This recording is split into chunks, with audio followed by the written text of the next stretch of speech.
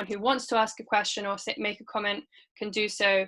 That means all of us being conscious of time when we make our comments and questions, using that responsibly. Fifth principle is self-criticism. We know that we don't all have all the answers, and every dialogue gives us an opportunity to revise our preconceptions. And the final sixth principle is co-responsibility. It's only together by taking on responsibility as a shared agenda that we can build peace in Colombia and more widely. So with those 6 principles in mind, I'm now going to explain the format of the event that we're going to have. The first thing is that we will have a presentation by the members of the Kroc Institute who are with us today. We're extremely pleased, and thank you to all of you from the Kroc Institute for joining us in this event today and being willing to share with this public and explain the contents and the significance of the 4th report. So we will have, in the following order of speakers, Josefina Echavarria, who is the director of the Peace Accord Matrix of the Kroc Institute, followed by followed by Rebecca Gindele, who's the specialist for the Barometer Initiative of the Kroc Institute, and they will explain the methodologies and the different aspects of the Kroc Institute themselves. Followed by Kyle Johnson, who is the report and briefs coordinator, and also not listed on the invitation, but very important, is also Natalia Restrepo is going to speak, who is the person in charge of monitoring specifically point 5 on the rights of the victims in the Kroc Institute's verification. So they will all have their chance to speak. They will have a presentation, they will present the contents of the 4th report, and they will explain it to you. And then we will have a second part, which is Rodeemos el Diálogo. We will have 3 analysts from our own teams present their own view of implementation on 3 specific issues, which is the Truth Commission, transitional justice, and reincorporation of former combatants. So these teams are part of the thematic work that we do in Rodeemos el Diálogo of following specific issues, and we provide monthly snapshots. You can find our monthly snapshots on our website, which is uk.rodeemoseldialogo.org, and you can also find us on Facebook and on Twitter, and you can sign up to our mailing list to receive our publications, which include very short summaries of those 3 issues, of how things are going on those 3 issues every month. And they aim to be accessible to a very lay audience, non-specialist. So we hope those will be useful for all of you if you haven't already known about them.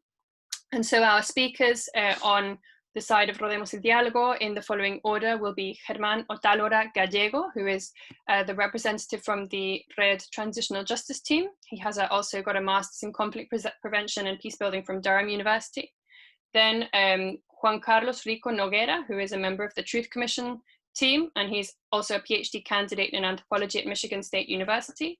And finally, Tatiana Suarez, who's the member of the Rodeemos el Diálogo reincorporation team, and she's a PhD candidate at the Institute of Latin American Studies in University of London. And so they will each speak for about 5 minutes. So their point of view, their views will represent Rodeemos el Diálogo as an organization. It is not an official take as the Kroc Institute's perspective will be. And so we hope that by combining the official perspective from the Kroc Institute and our independent analysis from Rodeemos el Diálogo, we can see 2 different perspectives on how to interpret the current moment of implementation of the Peace Accord in Colombia. We will then have time for a dialogue, and I hope that you will all take advantage of the presentations to prepare questions and comments to the panelists. You are free to ask your questions in the chat. Our teams will be monitoring the chat to make sure we get all the questions. So you can type your question, or when I open the floor for the discussion, you are also very free to say that you would like to speak by writing me or I have a question, or whatever you'd like to write, and I will try to make sure that everyone has the opportunity to speak who wants to. It would be great if your technological connection allows it for when you're speaking for you to be able to turn on your camera, not just your microphone, so that we can see your face, but of course not everyone has the same internet speed. And in general, of course, everyone is now fairly familiar with the Zoom etiquette of these spaces. Please, would be fantastic if you could, during the event, keep your microphone off unless you're going to speak, and I've given you the chance to do so. This event is being recorded and it is being transmitted live on YouTube on our Rodeemos el Diálogo channel. So I hope that you will bear that in mind. And if you don't want to be recorded, then perhaps better to ask your question in writing in the chat.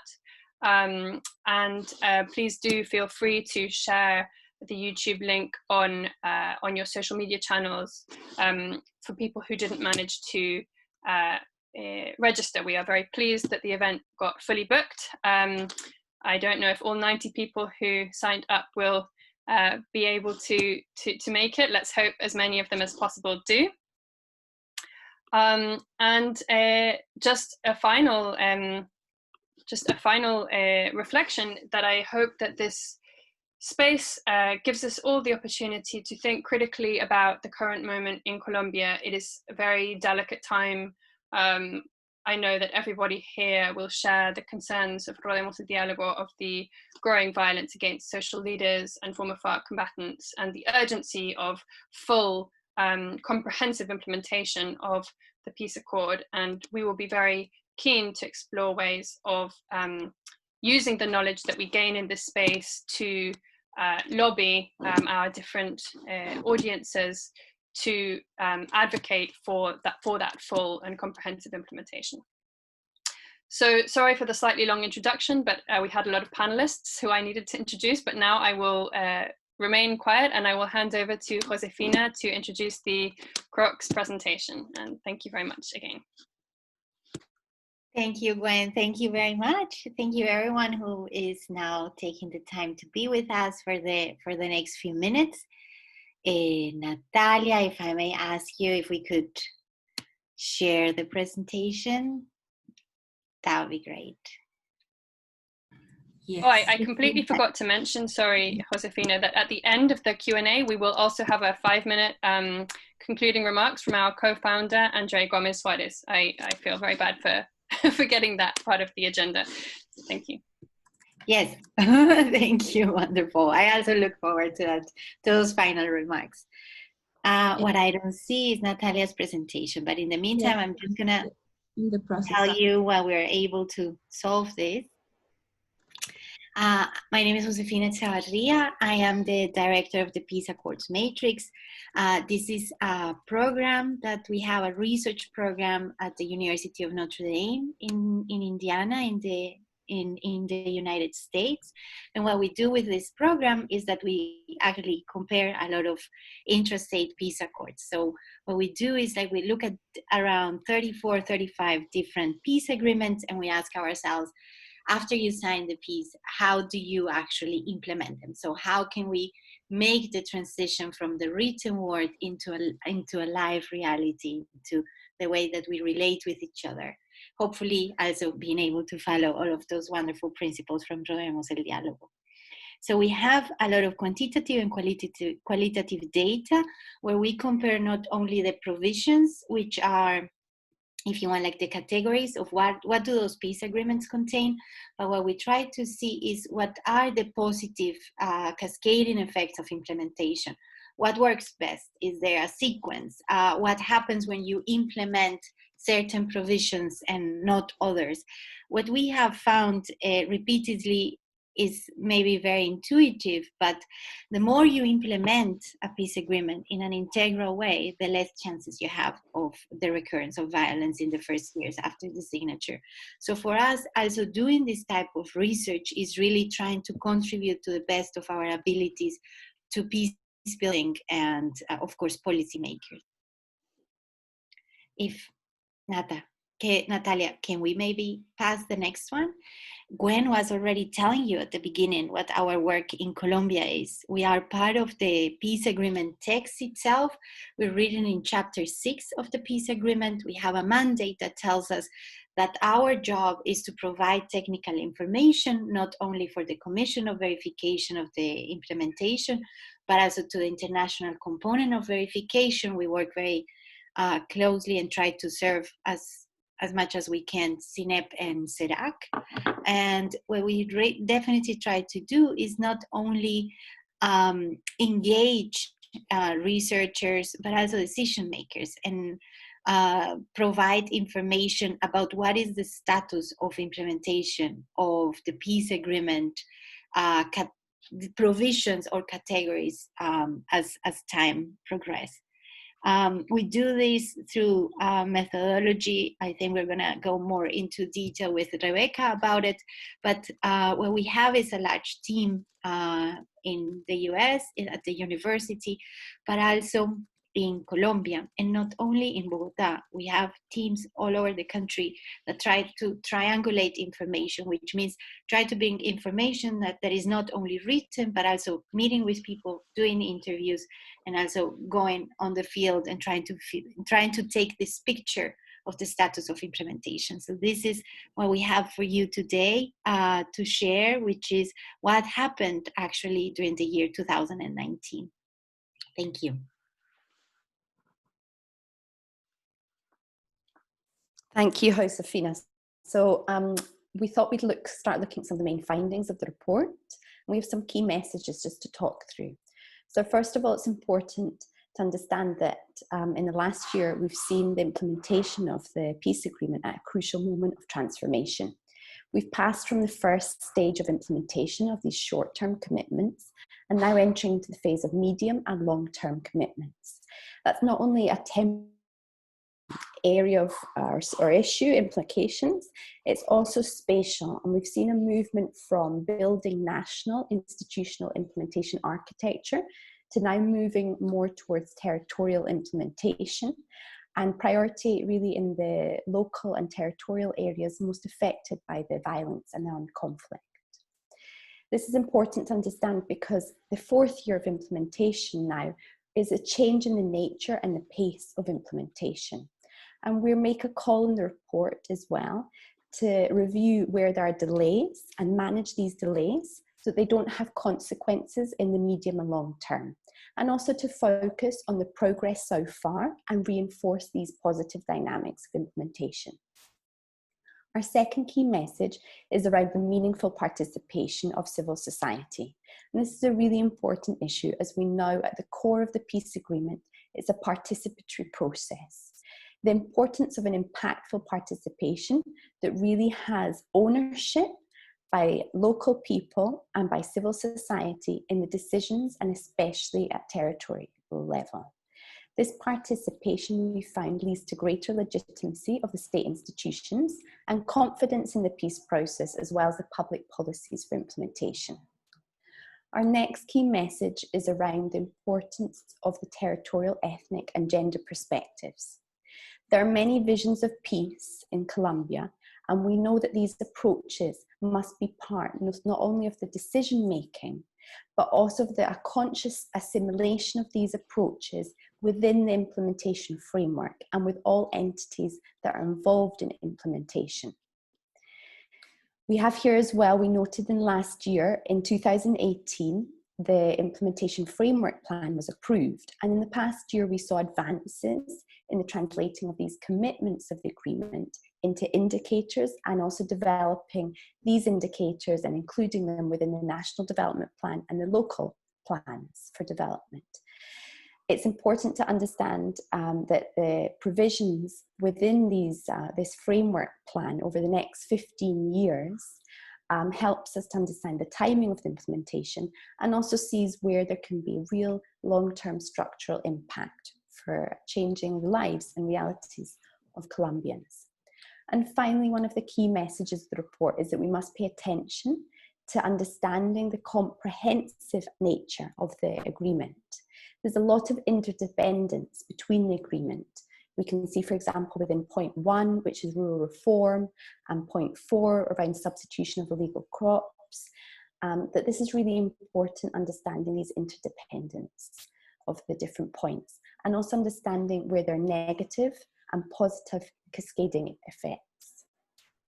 We're there, again, we want to just emphasize the importance of generating positive dynamics for change. So I think as we start to explore these details, or the kind of more the details of the findings of the report, it'd be useful just to mention a little bit about the methodological background. So when we started in 2016 and the beginning of 2017, the team read, reread, and really examined the agreement. And from experience in previous peace agreements, we saw that there were 578 commitments, measurable and observable commitments within the peace agreement. These 578 commitments were shared with the parties involved, with civil society, with international community. So really important to emphasize how the methodology has also been consultative and a participatory process, and validated by both the FARC and the government. We have teams at local level, at national level, and also internationally in South Bend, in the University of Notre Dame. And within the teams, month by month, we collect information on how these 578 commitments are progressing. This information is recorded in our database, and as you can see here, we have more than 17,000 implementation events registered. The process of actually making this report and of producing the report included reading more than 1,500 reports from other organizations, interviews, alliances with state entities, with think tanks, media sources as well, and really important, the interviews with key allies. So just looking at the next slide, Kyle, do you want to just talk through some of these findings, the comparative findings that we include in the report? Yeah, of course. So given what Josefina mentioned, that the Institute looks at 35 different peace agreements overall throughout the world, we kind of drew on some of the data from that to come up with some international findings. And the first one is simply that the Colombian Peace Accord is one of the most comprehensive accords out there in terms of the policy areas that it covers throughout its 310 pages. Within that comprehensiveness in those policy areas, it's also extremely focused on social reform. About 88% of the peace agreement in Colombia is social reforms. These reforms take longer time to implement, as the international cases show. What is very quick tends to be security related, SSR, if the peace agreement includes that, ceasefires, demobilization, DDR, as it's commonly called. But then those are done quickly and usually within the first 2 years, and that's what we see in Colombia. But then the social reforms and programs take a lot longer to implement, and that's something that we're obviously going to see in Colombia. The PEDETs, or the territorial development plans, have a timeline of 15 years, for example. So in terms of managing expectations, we should somewhat expect that this peace agreement take a bit of time to fully implement. The second is that over time, throughout implementation, this finding is based on a 10-year analysis, that the risk of armed dissident groups decreases when you have a more robust or better implementation of your peace agreement over time. But the converse is also true. If you have a very weak implementation over time, well, then the strength of these groups increases, or the possibility that they even appear, depending on the context, increases as well. So Colombia already has dissident groups, as we call them. But the key finding is, or what this implies, is that one of the best tools to fight these dissident groups is just implementing the agreement as a whole. And thirdly, public support for peace tends to increase over time, and especially when there's a perception that that implementation is moving forward. It is normal, according to the data, that countries immediately after signing or soon after signing their peace agreements have a very polarized political context, and a large part of society believes that their country is in a bit of an apocalyptic, chaotic situation.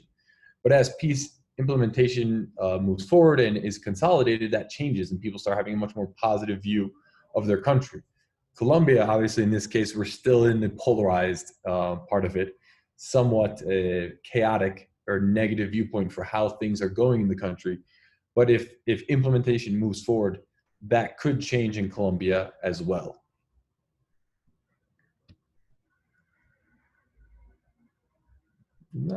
Thanks, Kyle. So let's have a look. How has implementation gone in 2016, this third year of implementation? So overall, we describe a 6% progress in the last year between November 2018 and November 2019. And if you can see the graph that we're projecting, there's a grey vertical line, and that shows this time period of the report from end of November 2018 to end of November 2019. And what does a 6% progress mean? So we add up all the commitments that are in the process of implementation. Here you can see, first of all, in the dark blue, there's the commitments that are completed, that have completed their implementation. Then you can see in the lighter blue, there is intermediate, so commitments that are viable, that they have progressed in their implementation, and we call that intermediate. And then you can see above that in the green, commitments that are a minimum level of implementation. They've started their implementation, but it's still a minimum level, okay? So when we add up all of those commitments that are in progress and are currently being implemented, whether it's at completed, minimum, or intermediate level, we got the figure for 2018, the end of November 2018, we got 68% of commitments were in progress.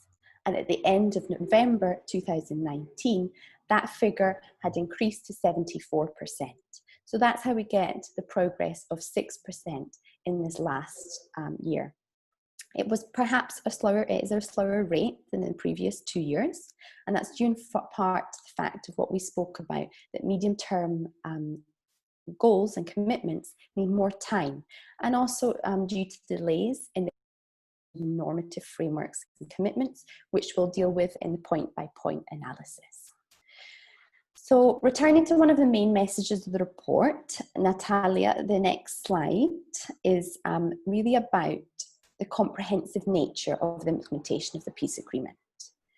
And when we talk about this interdependence between the points of the agreement and these negative and positive cascading effects, I think important to think through that we have seen that both the ethnic and gender point and the inclusion and meaningful participation of women, the LGBT community, ethnic communities, these create positive cascading effects that support implementation of the entire agreement. The main advances that we identify in the report, as far as the gender and ethnic approaches, is the work of the comprehensive system of truth, justice, reparation, and non-recurrence, and the guarantees that this system has given for the participation of women, LGBT community, and Indigenous and Afro-Colombian groups. Really, the majority of the victims of the armed conflict come from these groups and that have been historically marginalized. And that's a really big, important advance that we've seen in this last year. We've also seen advances in the indicators in the implementation framework plan. The gender chapter has 51 indicators and the ethnic chapter has over 100 indicators. Has been creating plans for the implementation of these indicators. I think as well interesting just to see how the operation and participation of the Special High-Level Forum of Women and of the special, it's not here in the presentation, but of the instance, the body for ethnic peoples. And that's really been important because it's been a dynamic that has allowed for representatives of these communities to take part in political discussions around priorities for implementation and about implementation timeframe. What have been the challenges though for both these approaches? So we have to mention that both for the gender and the ethnic approach, we've seen a lag in implementation in comparison with general implementation. As far as gender, the lag is 14%, and as far as the ethnic commitments, it's 11%. Really, this is due to not having, to not being able to materialize these commitments at a local level. For example, we've seen the national program for the substitution of illicit use crops still is waiting a protocol for how to include women and Indigenous and Afro-Colombian communities. There's also a special alert here, which is the human rights defenders and the increased violence and threats. And I think important here, we highlight how these defenders, women, ethnic communities, really are committed to rebuilding the social fabric in their territories and the areas most affected by the conflict, and that their participation can drive implementation in the entire agreement.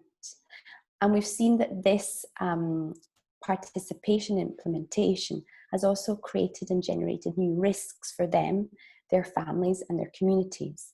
So there are concrete examples within the report, for example, of female substitution leaders in Putumayo who have received threats and high levels of violence from illegal armed groups. So we encourage here the advances as far as the Comprehensive Guarantee Programme for Women's Rights, especially the 2 local pilot projects in Montes de Maria and Putumayo. And we also encourage the strengthening of investigative capacities to ensure the end of impunity and to also understand the particular dynamics of risks for ethnic communities and for female human rights leaders. There are opportunities as well as far as improving implementation, and these include the plans and programs. For example, in rural reform, we've seen that there are still national plans for rural reform that need to include not only a gender and ethnic approach, but affirmative measures. We've also seen that there's regulation and normative framework. For example, in point 2, as far as political participation, that would be a good opportunity to ensure political participation of marginalized groups.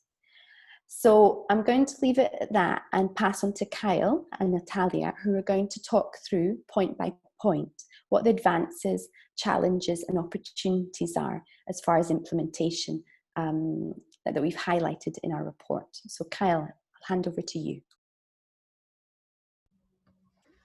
Perfect. So going through point by point, we'll go fairly quickly. So if you have any questions, feel free, as Gwen mentioned, to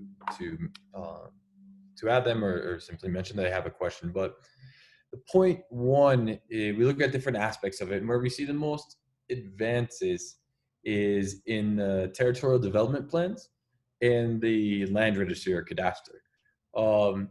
This is basically the territorial development plans during the period as the PATR plans were signed and finalized.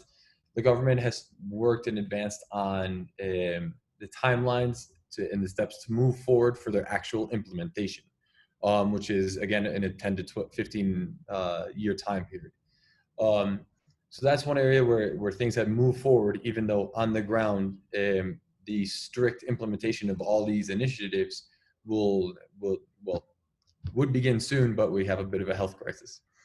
Second of all, the cadastre, the Colombian government signed a loan with the World Bank and the Inter-American Development Bank to start to implement this program, and so that Colombia can have actually a land registry, know who owns what in terms of land.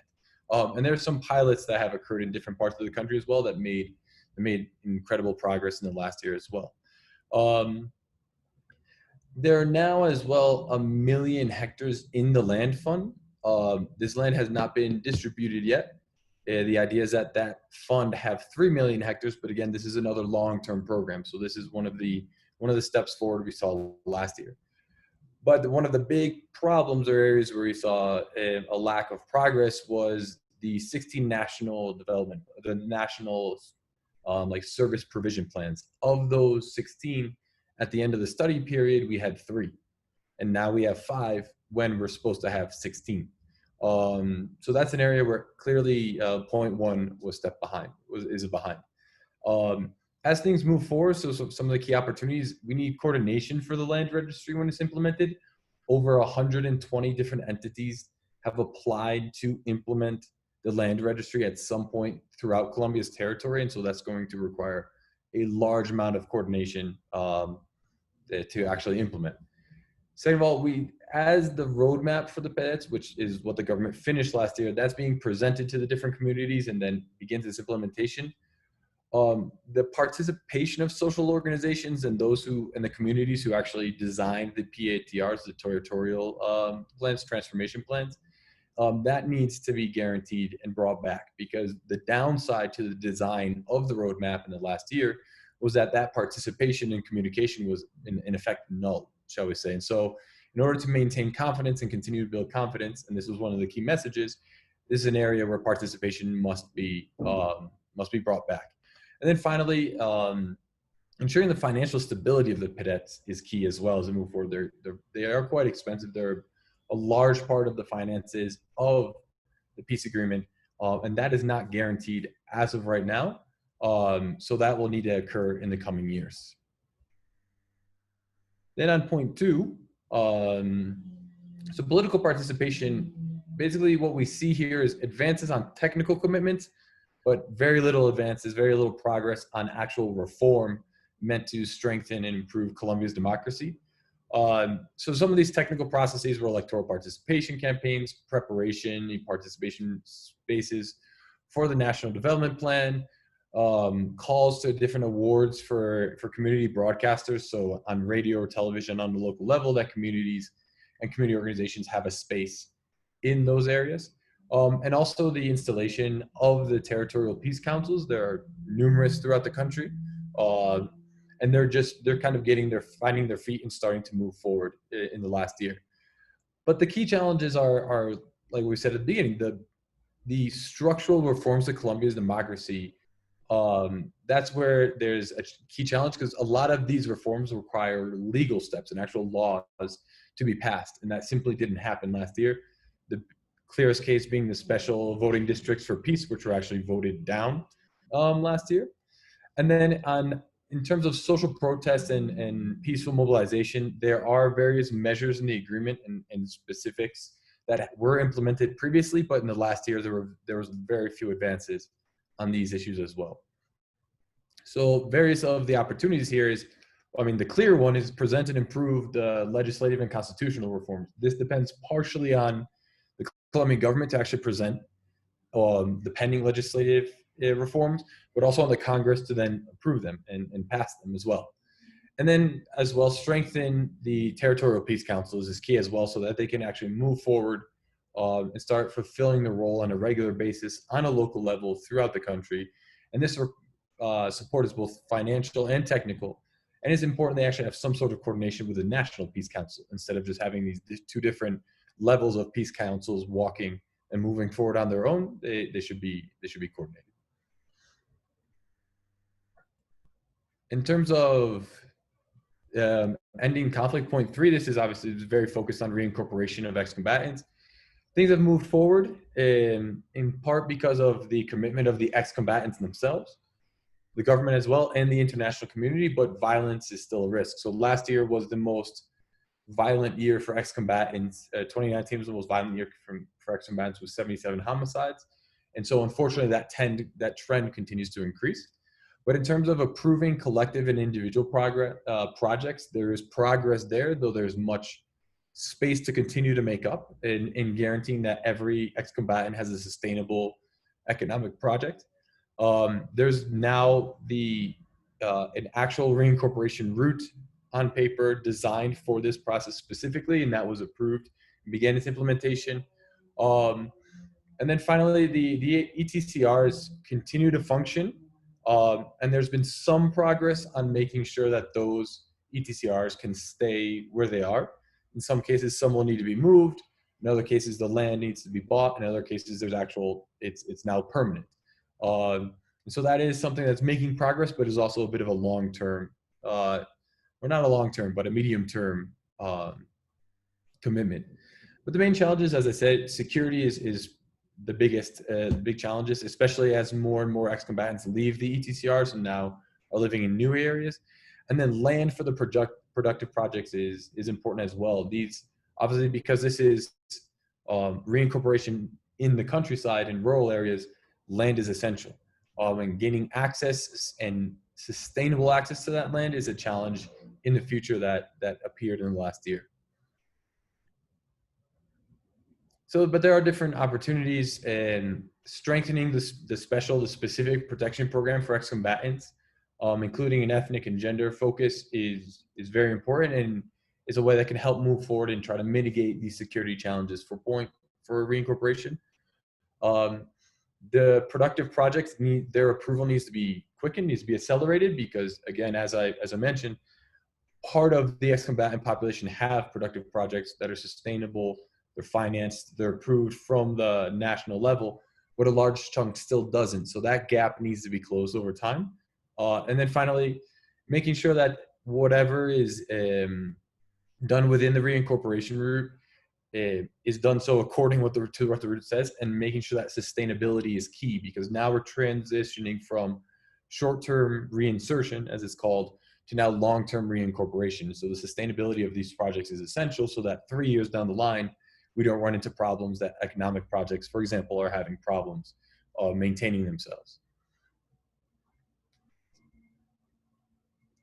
Security guarantees, this appears in points 2 and 3. We group it together in the report into point 3. But there's a whole system created of security guarantees, but unfortunately that system has been implemented in kind of a disjointed way, and there's very little participation from civil society. So one of the advances actually stepping forward is the special methodologies in the investigations carried out by the Special Investigation Unit of the Attorney General's Office, the elite corps of the police, making progress and at least identifying the material authors of the killing of social leaders and of ex-combatants in a large number of cases. Still a lot of progress to be made there, especially in identifying intellectual authors of these killings, but nonetheless, they've started to make a decent or consistent progress over time in the last year. Again, the main challenges is what, for example, what Gwen mentioned at the beginning, the worsening of security conditions for social leaders who continue to be killed regularly in Colombia throughout the country. And so kind of bucking that trend and starting to see a decrease and increasing their protection is a big challenge in the coming years. And this is related to the fact that we have a fragmented operation of the security system to exercise politics. So coordinating all those bodies, making sure they're implementing what they should be implementing, and increasing civil society participation there will be key to guarantee that we have a system that works as a whole to protect social leaders and communities who are now under fire by different illegal armed actors.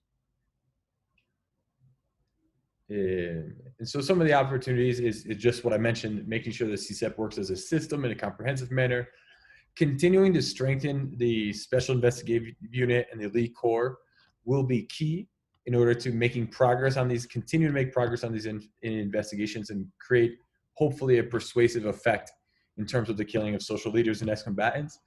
But in order also the protection of ex-combatants, extending the UNIPEP, the Police Unit for Peacebuilding mandates, to cover the new areas of reincorporation where thousands of ex-combatants now live would also be a very positive step in guaranteeing their security outside of the ETCRs. And then finally, we have approving a policy for dismantling criminal organizations from the National Commission of Security Guarantees. That's what the government and different government institutions and social societies should be working on together in order to create and monitor this policy, but unfortunately that policy hasn't been created as of yet. And then point 4, before passing on to Natalia, there's been very intermittent progress at best, and almost in a very low participation of civil society in the program for crop substitution, which has completely undermined the confidence and the trust that people have in the program itself. So the crop substitution continues. There was a period where it was paused. It made for about 6 months and then began to make progress again. But that progress that pause caused a dip in confidence from the participants. So we've seen technical assistance and food security and nutrition security projects, again, continuing to progress slowly over time. Those continue to move forward, but again, slightly behind the timeline that originally laid out in the program. The main challenges are those delays, places where people have not received payment, where projects are behind, and especially in terms of long-term productive projects, which are supposed to create the link between the short-term program and then the long-term ability of the participants to live off of some licit crop.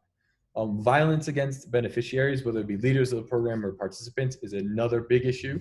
People who participate in the program continue to be killed, unfortunately, in different parts of the country. And so their protection is also going to be essential so that people can trust in the program again. And then another key challenge would be, the issue of participation and the different participation spaces created by the program itself, and making sure that participation is effective. And this is some of the examples we see here in the opportunities for improvement. There's the permanent council, and there's management board, there's local councils. All of those areas need to be revived, and there has to be effective participation there, not just a space where ideas are either presented or decisions already made are presented, but no dialogue actually happens. In terms of drug policy reform, point 4 includes a lot of reform ideas. Creating and maintaining participatory mechanisms for those reforms, whether it be money laundering, consumption, etc., that needs to be guaranteed as well. And then finally, within the crop substitution program, there are issues of people who live in national parks. And so their program is a bit stuck, as we could say, let's say.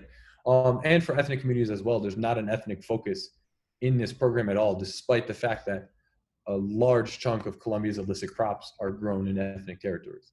But I will stop here and then pass on to Natalia, who will continue with points 5 and 6 of the report. Thank you, Kyle. Okay, so point 5 was the one that showed one of the greater or biggest advance in the last year, the period analyzed by the Kroc Institute.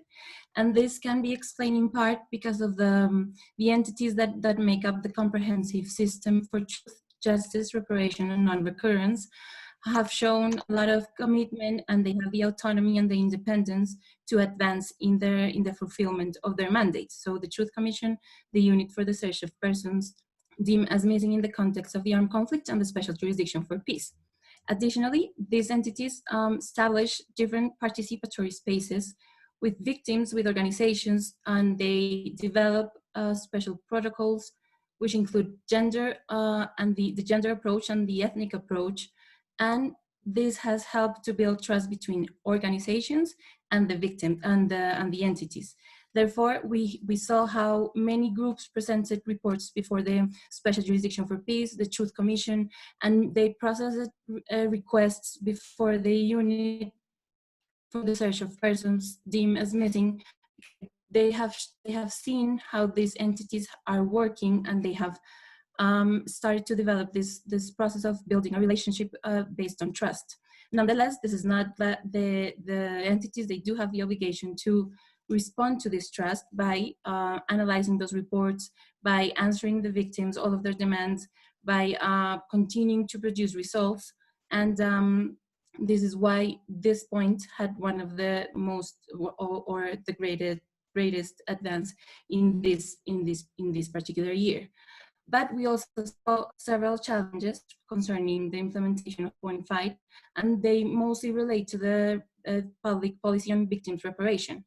So we saw that there was a lack of coordination at the territorial level between the comprehensive system created by the peace agreement and the comprehensive system that existed before the peace agreement that was created by the victims law. This law created the Unit for Victims, the Land Restitution Unit, the Center for National Memory, Historical National Memory, and we saw, especially at the territorial level, that there is no coordination or very little coordination or articulation between these two systems. And what this means is that victims feel that they are being re-victimized because they have to attend different or go to different entities to tell their story, even though they have shared their stories several times before. Another challenge that we could that we found on this last year was that the collective reparation programs, which are one of the key programs that could help with the comprehensiveness that we talked about at the beginning, about how the peace agreement has to be implemented in a comprehensive manner, was not prioritized. And this is important because the collective reparation programs has implications in the territorial development plans that were mentioned in point 1, because they connect the areas of the territory that have been more affected by the conflict and those areas that have collective subjects of reparation. And another challenge is that there needs to be a structural reform of the victims' law that was not achieved during this period of time. So the victims' law, which was enshrined in 2011, was going to expire next year. But due to a decision of the Constitutional Court in Colombia, the law was expanded for more until the 2030. But the Constitutional Court also requested the government and the Congress to present a project that can not only refer to the extension of the law, but also to some structural reforms that are needed. That project has not been presented yet before the Congress, and this is one of the challenges that the Kroc Institute identified in its report.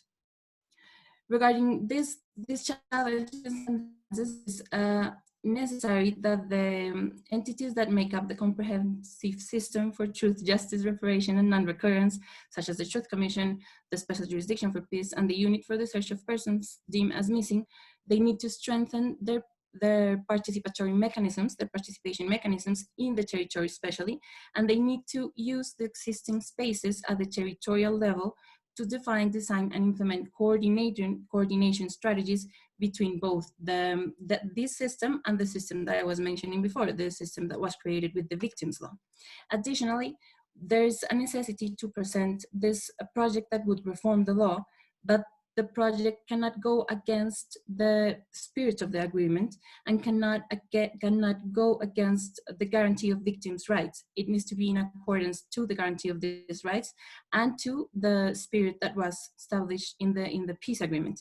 Additionally, the reform could be a good opportunity to establish mechanisms for coordination between both systems, to incorporate the commitments of ex-combatants in the process of reparation of victims, and to find ways for those two systems to work more coordinately, or to be more articulate between each other.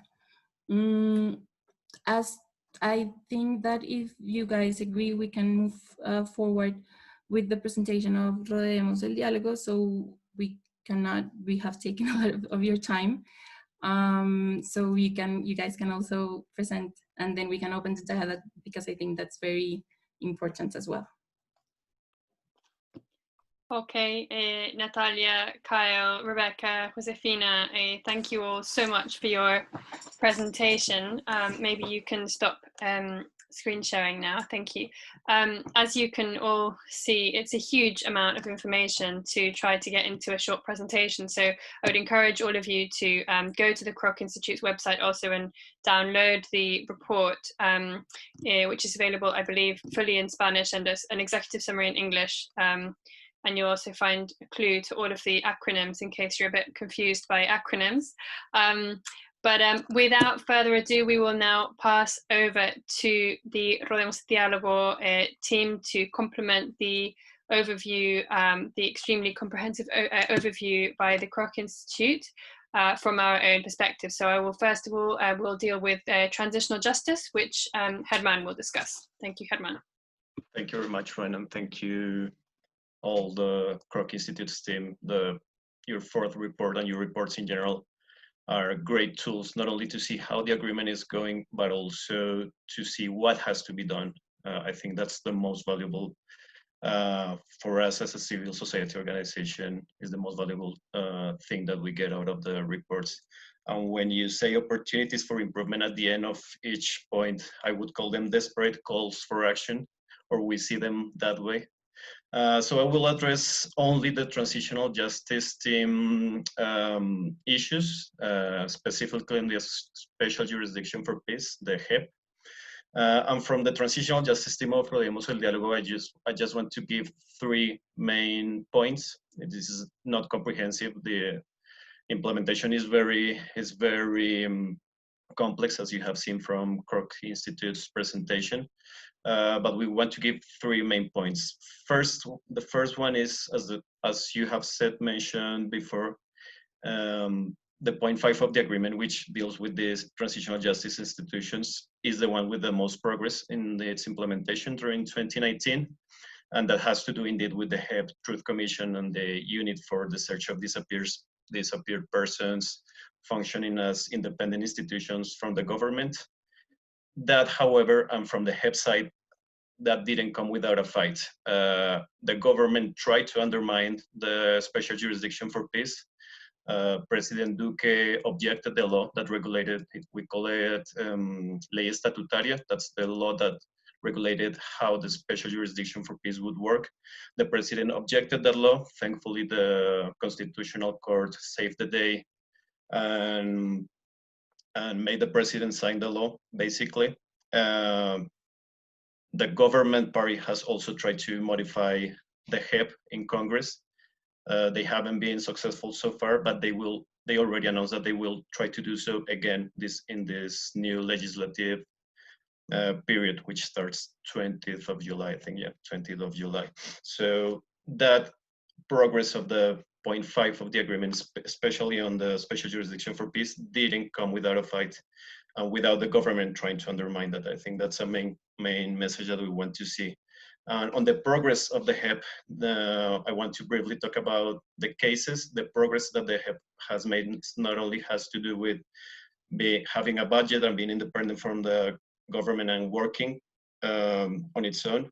It has already opened 7 macro cases and is making good progress with most of them. Some of them have more progress than others due to the nature of the complexity of the cases.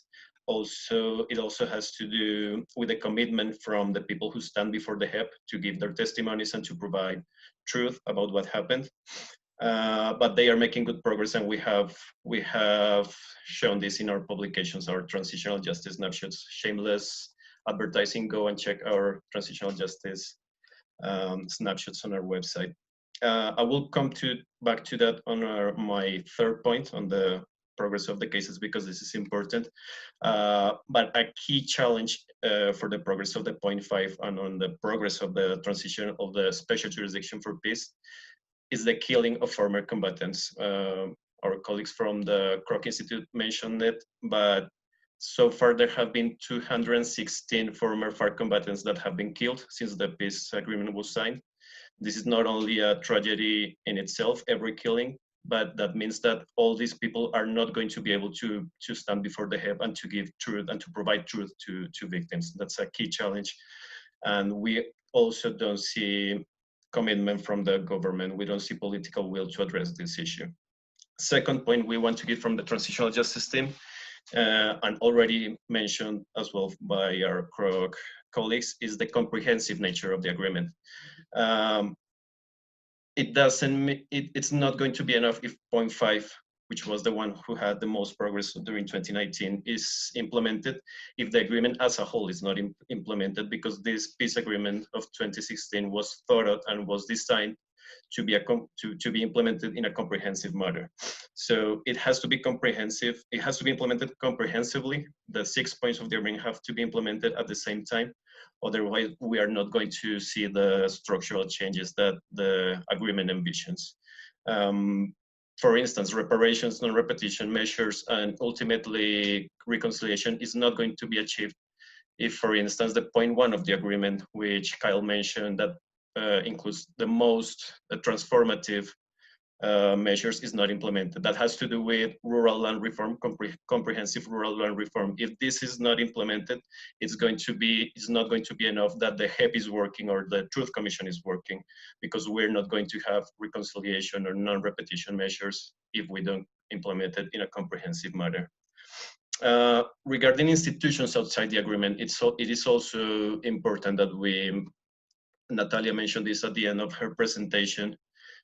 This has to do with the reparation system. So the 2016 peace agreement doesn't really have a strong body on reparations. It relies heavily on previous institutions that were established by the law that she mentioned, the 1448 law of 2011, known as the Victims and Land Restitution law. We have also seen, and we agree with the finding of the Kroc Institute, that there's a lack of coordination between those institutions created by the 2011 law and the 2016 peace agreement, especially in rural areas of Colombia that need the most.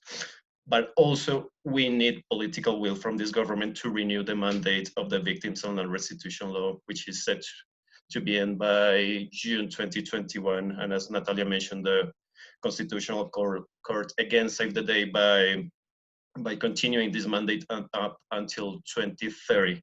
But the government hasn't put that law on Congress. We are very attentive to that, and we have to be careful what the government comes up with in Congress to modify this law and to make the structural changes that are needed in order for the 2016 peace agreement to be implemented. My third point and final point is that and that goes back to my first point, is the HEP is having good progress, and that means that we are getting closer to having the first rulings from the HEP. We're getting closer to getting the first important decisions by the Special Jurisdiction for Peace.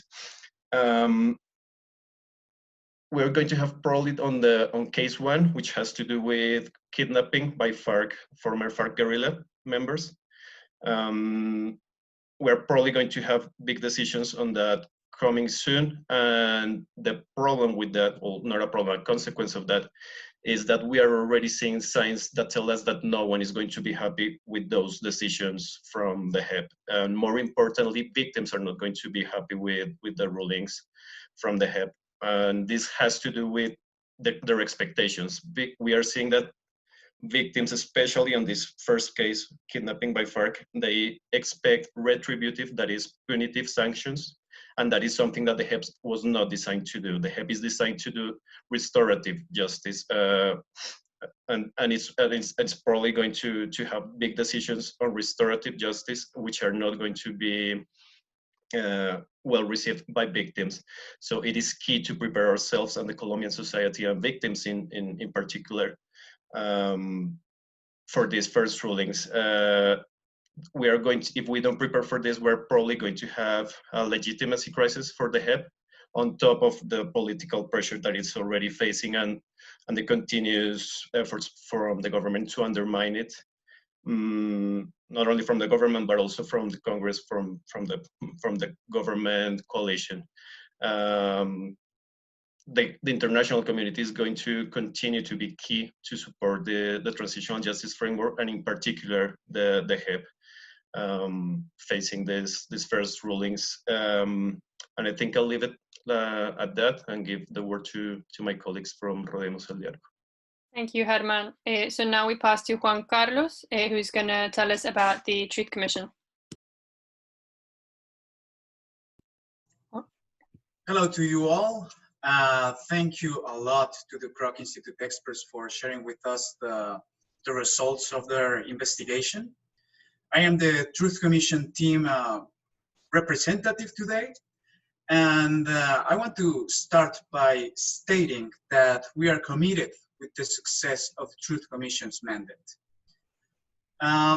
Since July 2019, we have been following the Truth Commission activities every month, and we have been uploading monthly snapshots depicting what the Truth Commission has been doing. And this activity enables me to share with the Kroc Institute experts and with the audience that is with us today, three basic ideas. The first idea I want to share with you is that as the Kroc Institute report suggests, the Colombian Truth Commission has been doing an outstanding job regarding testimony gathering and regarding the opening of regional offices all across the country. So victims have now an easier time when it comes to share their truth with the Truth Commission. The Commission has also led critical innovation regarding the implementation of the gender focus in the investigation, which is a very important thing because this is the first Truth Commission that actually takes gender seriously, and that, well, it's very valuable. We want to add, as we have stated in Dialogue 7, which is another publication we have been doing, that the Commission is also doing a remarkable job and a critical innovation with the inclusion of the Colombian diaspora in the research design. The Truth Commission has been doing an amazing job with the victims in exile, and that is something that other Truth Commissions didn't do. So that's important. As well, the Commission is doing an essential emphasis on the pedagogical dimension of its mandate. So that's the first idea. The second idea is that, as well as the Kroc Institute report suggests, the Truth Commission and other transitional justice institutions should be trying to do a better job articulating with the national system for the attention and comprehensive reparation of victims. Without the proper articulation, this significant efforts the Commission have been leading to repair the victims, like the encounters for the truth, which are public events, won't be meeting their reparative purpose at full scale.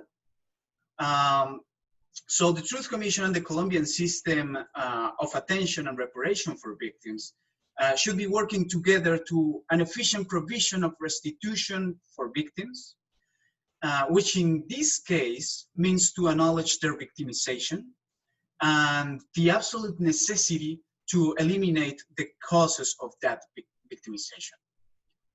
The third and final idea that we have is that it's a concern Embrace Dialogue has, Rodeemos el Diálogo. So Rodeemos el Diálogo is concerned about how the Colombian national government hasn't played a positive role with the country's historical memory reconstruction. On the one hand, the government has systematically ignored the Truth Commission's job. A Truth Commission, to be successful, needs the moral and the financial support of the government. And until this day, the government hasn't given any of those kinds of support. On the other hand, the government has been making ill decisions regarding the country's historical memory reconstruction. The government appointed chair of the National Center of Historical Memory, which is another institution that is clarifying the Colombian past, is provoking distrust among a lot of victims' organizations who are retiring their archives from the institution. The government-appointed chair of the National Center of Historical Memory is also kind of responsible from the expulsion the institution got from the International Coalition of Sites of Conscience, which is a very important institution because it provides some guarantees when it comes to acknowledge that an institution doing historical reconstruction is doing a serious job, a responsible job. So, well, we want to encourage the government to give financial and moral support to the Truth Commission. And we consider that a good first step to do that would be to ensure a meeting between the Colombian president and the chair of the Truth Commission. In 2 years of government, the president hasn't had a meeting with this very important figure for the future of Colombia. So we encourage that the president should have that meeting. Embrace Dialogue believes in the power of dialogue. And such a meeting could give the government a new idea on the role it can play to support the critical job of the Truth Commission and to support the building of a fulfilling peace and a democracy in the Colombian future. So that are the ideas that the Truth Commission team wanted to share with you, and thank you for your attention. Thank you so much, Juan Carlos. And finally, we move to Tatiana Suarez, who's going to speak on reincorporation. Yes, thank you, Gwen. Thank you to the Kroc Institute, and thank you to our distinguished audience.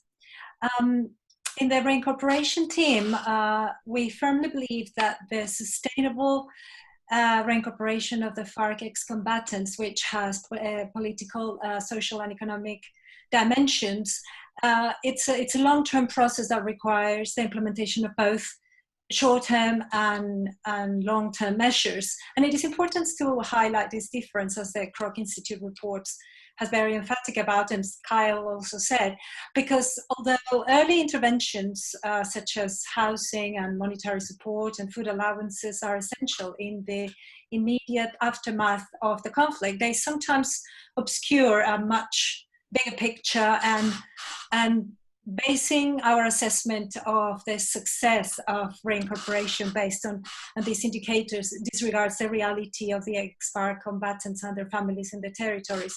And this is something that members of our team have witnessed firsthand, because we have visited those areas, and sometimes giving figures on the number of houses or coverage of basic needs is not really a reflection of what is happening in the territories. So although we remain optimistic, we believe that 3 years into this process, the government can no longer frame its commitment to the FARC ex-combatants and to its compliance with the peace agreement based on those early indicators. And we believe that is also something that we can criticize, is that the government is being cherry-picking individual aspects of the peace agreement without advancing structural reforms. Two things I would like to mention is that, yes, the sustainable reincorporation of the FARC ex-combatants is a long-term process, but it also hinges on other points of the agreement. So with that in mind, I would like to mention 3 aspects that reflect the way that we think and the way that we approach this complex process, which is also reflected in our publications, our monthly snapshots that you can see on our website. And we normally try to frame these in terms of positive aspects, things that give us hope, challenges, which obviously makes us concerned, but also calls to action.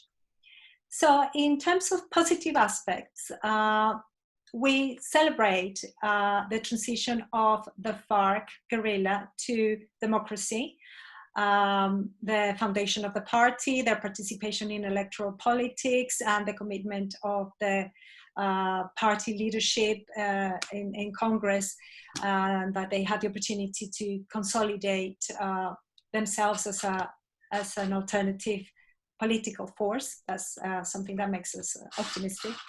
And also in terms of economic reincorporation, we acknowledge the efforts of the different cooperatives of ex-combatants, the international cooperation, and the work of various institutions in the design and execution of various economic projects. You know, we have agricultural projects, we have beer, coffee, textiles, and this is important, but it has only secured the livelihoods of 24% of the ex-combatants, as you heard before from the results analyzed by the Kroc report. In terms of social reincorporation, we also recognize the role of community-based initiatives. These processes contribute to reconciliation, the rebuilding of the social fabric, and to peace building.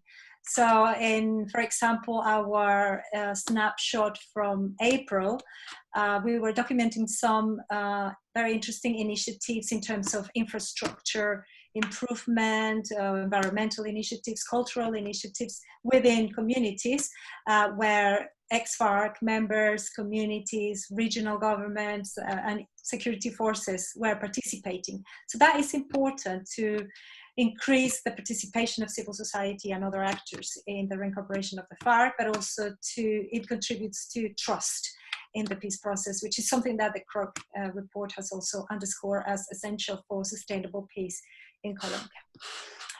So in terms of challenges and concerns, well, I'm not going to talk about violence because everyone has been saying that. Yeah, we're very concerned about the alarming levels of violence, but also about economic uncertainty for the other 75% of ex-combatants who do not have a sustainable activity.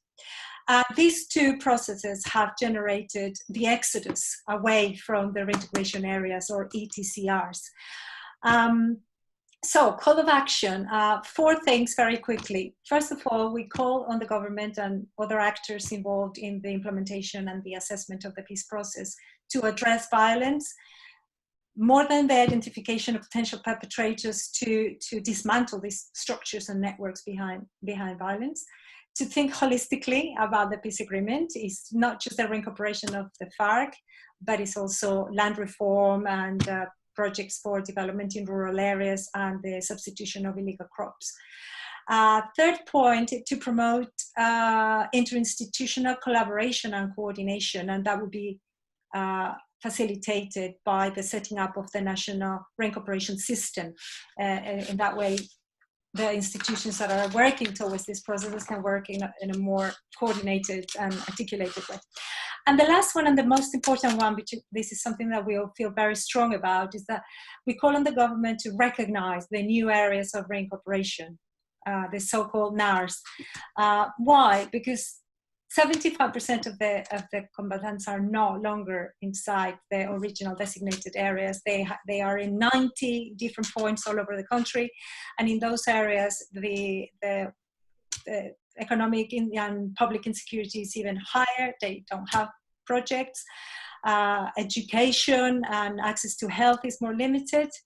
And the government has said that they will not recognize these areas because they don't have a legal status and they are not included in the peace agreement. But in the past, the government hasn't had a problem on advancing potential modifications to the peace agreement. So maybe this is an opportunity to generate policies that reflect the reality of reincorporation and to find creative solutions for those who are still committed to peace, which is the vast majority of the FARC ex-combatants. Thank you. Thank you so much, Tatiana. Well, thank you to all of the panelists. As you can see, we have gone over time from what we had initially estimated. That is obviously due to the complexity of the matter at hand. We're trying to discuss the entirety of the peace agreement, but I think that is very a worthwhile exercise given that it is an interdependent comprehensive peace agreement. I'm going to now invite the audience to please write in the chat box if you would like to ask a question. And given that we have only about half an hour for discussion, I will probably take the liberty as chair of directing specific questions to people who I hope would be able to answer them. Please feel free to say that you would rather not, if that's your decision. I already have one question, which I'll read out in a moment, but please, anyone who would like to make a comment or a question, either in writing or by in person, by turning on their microphone, please indicate that you wish to do so in the chat box for me now. Or write me if you want to speak. The question that I've been already sent by text is from Monica Castillejos, and she asks, she would like to ask this week, the UN Security Council decided to extend the mandate of the UN verification mission. The presenters talked about the participation with international actors. I would like to know if the presenters could elaborate further on the UN mission's role and support in the implementation process, as well as the challenges and opportunities for the UN to continue supporting this effort. And given that I don't have so far any other questions, you will have noticed that the Kroc Institute, due to lack of time, did not elaborate on point 6. So perhaps, I don't know if maybe Kyle could address this question within the context of the bit that we missed out on point 6. Sure. So looking at point 6, just to give the very quick thing. So point 6, we focus mainly on the CCV. We focus mainly on international support for the peace agreement as well, looking at, I mean, the CCV obviously right now is in a bit of a crisis, but during the last year was able to make progress on technical issues, while some of the difficult political issues did not move or agreements were not come to by the parties on some of those political issues. But within point 6 is obviously the International Verification Committee, which includes CINEP, CERAC, to Colombian NGOs, for those who do not know them, ourselves, and then the UN mission. So the UN mission focuses on security guarantees, is one of the points that it covers. And then the reincorporation of ex-combatants also is one of the main issues that it covers as well. And so the mission internally is kind of divided into those two areas, with also a political mission. The challenges for the UN mission are going to be similar to some of the challenges for verification in general, given the current context of how to do territorial verification when you can't go anywhere or can't move. There's also obviously some political challenges that it faces in terms of how it moves at, shows and contributes to a better implementation, noting all of the challenges that we discussed earlier, especially with security guarantees and security for ex-combatants. It also in its new mandate has an increase to look at transitional justice, kind of, I don't know how would you call it, maybe punishments. Natalia, feel very free to correct me if that is not the word or the right term, which is obviously very difficult. It will require a large territorial presence. But the mission is also working right now in helping with the handover of humanitarian aid during the crisis, during the health crisis on a local level. So it's one positive aspect of the mission is that it's been able to kind of, I'm not gonna say improvise, but be very flexible in how and what work it does and how it does that work during the current crisis. But that will continue to be the issue probably during the rest of the year as well. And politically, again, the mission has that difficult balance of showing the difficulties and then the challenges of reincorporation, but also showing and helping this process move forward without actually being able to implement anything itself. So obviously the mission does verification and monitoring, but it doesn't implement anything on reincorporation. So again, it's calling out these messages and creating a lot of political capital and political will to push some of these processes forward and help the parties as they get stuck on different issues. So I think, I mean, there's plenty more challenges they'll have to face, but perhaps those are the biggest ones, including with its new mandate of having to look at these transitional justice punishments, shall we say, in the next years as well. Thank you, Kyle. Okay, so now we've had point 6, and I now have lots of questions. So I think we'll now take several questions all together and then try to answer them in a final round. So Joanna Amaya has a question and she'd like to ask it in person. So Joanna, please, the floor is yours. Thank you, Gwen, and thank you to all for the presentation. I have a question on methodological aspects. In the presentation, you establish some aspects that show us if the agreement was not initiated, minimum, intermediate, or complete.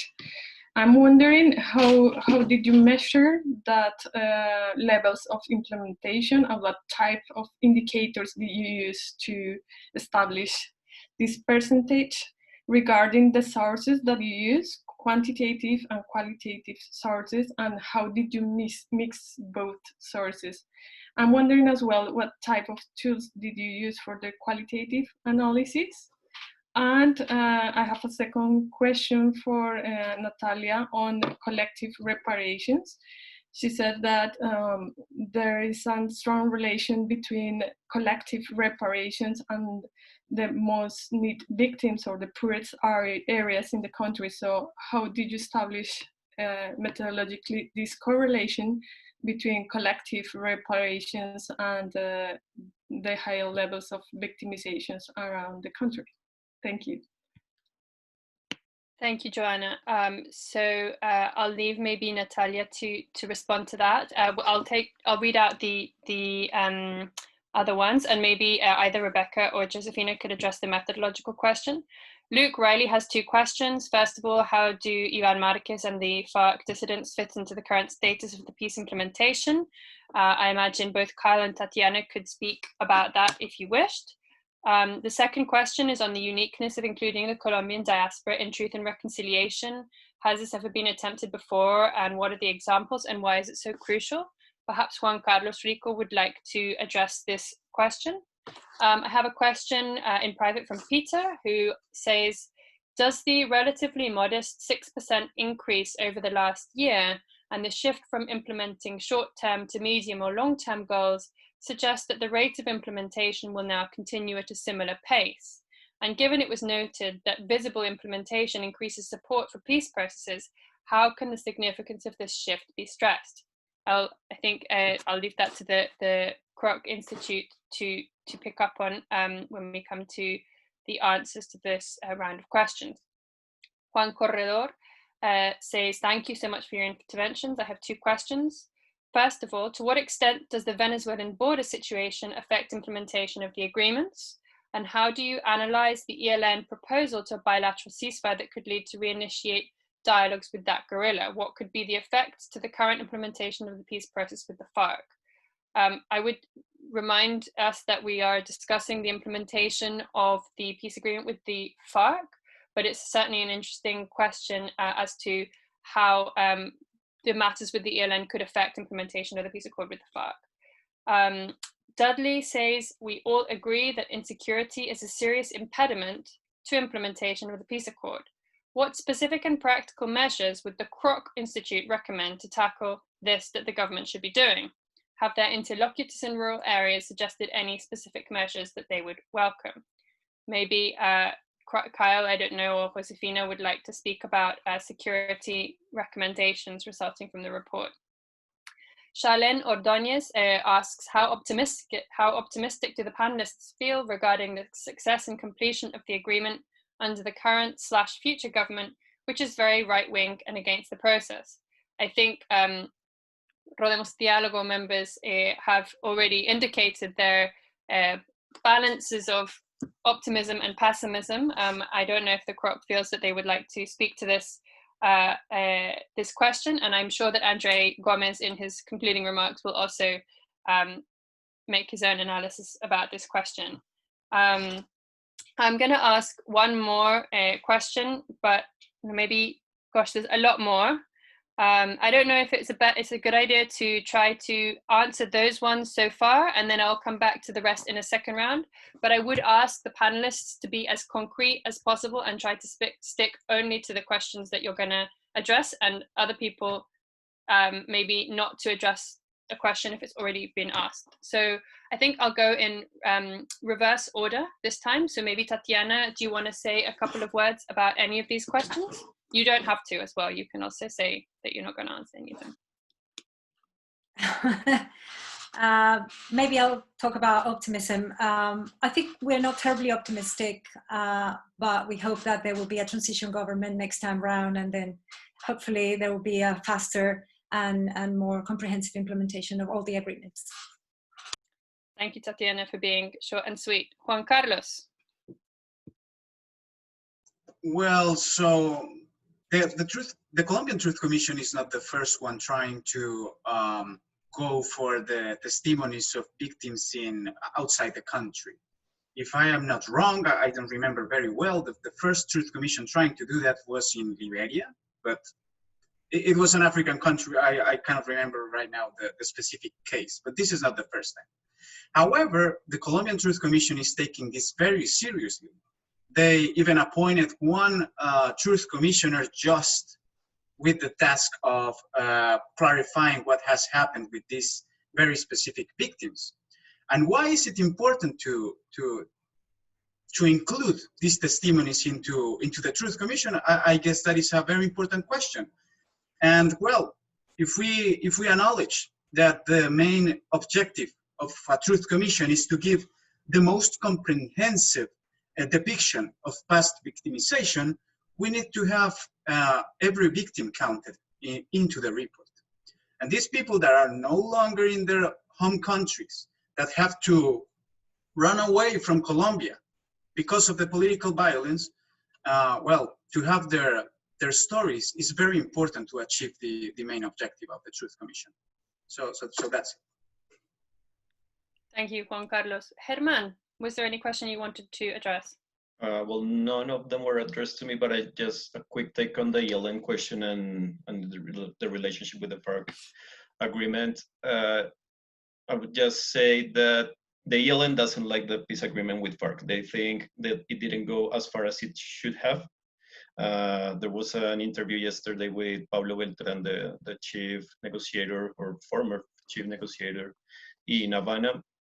If the ELN doesn't like the peace agreement with FARC, but on top of that, they don't see that that peace agreement implementation is going anywhere, well, the possibilities of a political negotiation with the ELN is not going to be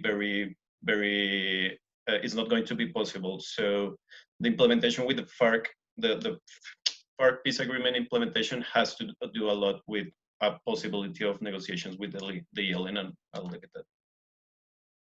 Thank you, Germán. And I should add that Germán is also a member of our ELN team, and we have published some recent analysis on the situation with the ELN in case you're interested, and there will, I'm sure, be future events on the topic. You can find it on our website. Natalia, questions around point 5? Okay, so as to the question of Joanna, how did we manage to establish the relationship between those two, how the higher levels of victimization and the collective reparation programs? The agreement established the territorial development plans with a territorial approach, in those areas that were more victimized by the conflict. And they also established, the agreement also established the commitment to incorporate collective reparation plans, in those territorial development plans. Therefore, one could argue that those areas that have the more victims are the same areas that need the collective reparation programs, and is the way to integrate point 1 of the agreement, specifically the territorial development plans, and point 5 of the agreement, which is the public policy on reparation, specifically the collective reparation programs, which include as all sorts of mechanisms for reparation, not only compensation, but also activities for reconciliation, satisfaction measures, and all of these things that are necessary for the reparation, a comprehensive reparation. Thank you, Natalia. Kyle, would you like to answer the question on the Iván Márquez dissidency and the security recommendations from the report? Yeah, of course. So I think there's 2 levels to this to answer the question. First one is kind of rescuing or looking at the international findings that we pointed out about the issues of dissidence, and that what we see when you look in kind of the cases that we looked at, the 3 cases we looked at in the report, is that there's a kind of a 2-lane road of causality between dissidence and implementation. The first one is that dissidence, and this is what you can kind of see in Colombia as well, is the issue affect security and affect participation, whether they be killing social leaders, whether they be killing ex-combatants, whether they control territory where the state cannot go and implement. And that's kind of the obvious causal root of the affectation of dissidence towards the Colombian peace agreement, taking into account that Iván Márquez really isn't a big player in a territorial level in Colombia. When you look at what dissident groups are actually affecting implementation, he just doesn't really appear. But there's also I think the key to remember is that there's the other side of causality, and that implementation affects dissidence. So that's where Colombia is kind of at right now, and that how can it guarantee a robust implementation that not only repairs victims, it guarantees victims' rights, let's say, guarantees land reform, guarantees crop substitution, but actually as a whole has this kind of secondary effect of affecting dissidents as well. So it's So the question, you know, how do dissidents affect, obviously implementation is very kind of straightforward. It affects the security and ability of the state to actually implement, and of local communities to actually participate or be beneficiaries of implementation, but remembering that there's this other side to causality to take into account. And in terms of some of the recommendations that are the opportunities we highlight in the report, first one is making sure that the system created for the exercise, security system created for the exercise of politics, created by the actual peace agreement, functions. Its goal is to be a system, not just a series of disconnected parts that may or may not fulfill their mandate. We don't see that operating as a system as of right now. Some of the other issues are strengthening the investigative units, whether it be police, whether it be Attorney General's office, related to trying to find out who is behind the killing of social leaders. And so focusing on their ability to continue to investigate, and also ability to start to identify material or intellectual authors of these killings is going to be essential. Because right now, even though there's some progress, there's no real persuasive effect in terms of affecting the killing of social leaders. And then finally, in terms of security for ex-combatants, there's a program for that. That program needs to be obviously, you know, strengthened and implemented, especially in areas, and this is what Tatiana kind of touched on, especially in areas outside of the ETCR. So the UNIPEP operates around the ETCRs and has a whole security scheme around them, and it tends to actually work well. Getting that beyond the ETCRs to where other ex-combatants are, and implementing that program as well is going to be essential, because as of right now, there's not really any clear security mechanisms for ex-combatants who aren't living in ETCRs. Thank you, Kyle. I wonder if Rebecca could now answer Joanna's methodological question on the types of indicators that they used to measure the implementation and how they triangulated the different sources. Thanks, Gwen. Yeah, just to respond to Joanna's question, the methodology that we use in the project in Colombia is based on, I'm going to start my video, but just in case it cuts out. So the methodology is based on the PAM. It's based on the methodology that's used, has been used in over 30 other peace agreements. And the coding handbook and more information about specific methodology is online. But just to kind of talk through what happens, after these 578 commitments are agreed with the parties, we then develop different coding rules. And the indicators that we use, for instance, we have a grade between 0 and 3. So 0 is when there's been no implementation. 1 would be where there's been minimal implementation. 2 is where we see implementation as viable. And viable implementation is about time, so it could be implemented within the time frame that has been allocated. And that builds into the short, long-term, medium indicators. And then a 3 would be that it's fully completed.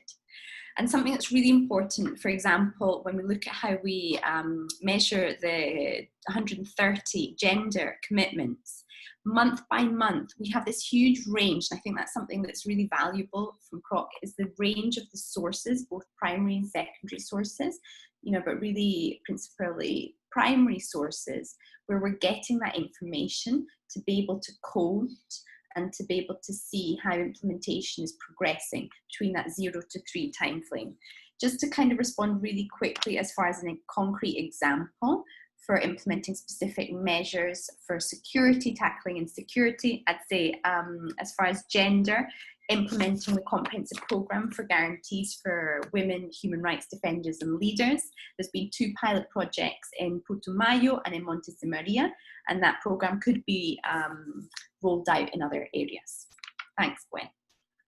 Thank you, Rebecca. And maybe, Josefina, I'd like to direct the question to you about the 6% figure, because, of course, this is a figure that you in the Kroc have interpreted in, you've given it a lot of explanation, but from your comparative experience also at PAM, does this 6% increase over the last year and the shift from implementing short-term to medium and long-term goals that you've explained, does it suggest that the rate of implementation will continue at a similar pace now? And given that it was noted that visible implementation increases support for the peace process, how can the significance of this shift be stressed, for example, through the work of the Kroc Institute and your publications?